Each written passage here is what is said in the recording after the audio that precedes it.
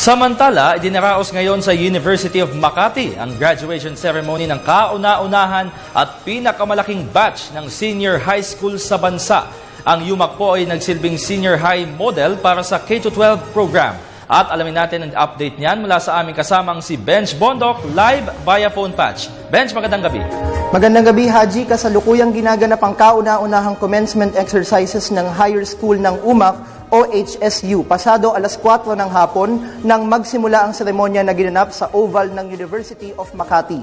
Pinangunahan ng Dean ng HSU na si Dr. Bernardo Ombrog ang okasyon sa pamamagitan ng pagpresenta sa mga magsisipagtapos sa naturang paaralan. Narito rin ang mga opisyal sa pangunguna ni UMAC President Professor Tomas Lopez Jr. Sa kanyang pambungad na pananalita, hinikayat ni Lopez sa mga magsisipagtapos na magkaroon ng global mindset at gamitin ang kanilang talento sa paglilingkod sa mga kababayan nating nangangailangan.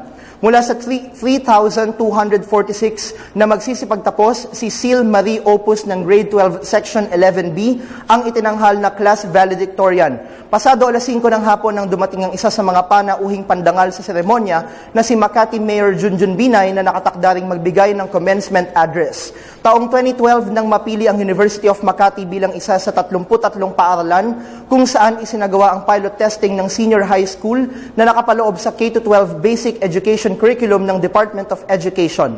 Ang higher school ng UMAC ang siyang naging bunga nito at nakapagtala ng pinakamaraming bilang ng mga graduates mula sa lahat ng mga paaralan kung saan isinagawa ang programa. Yan muna ang pinakasariwang balita mula dito sa lungsod ng Makati para sa Telebisyon ng Bayan, Benj Bondok. Maraming salamat sa iyo, Benj Bondok.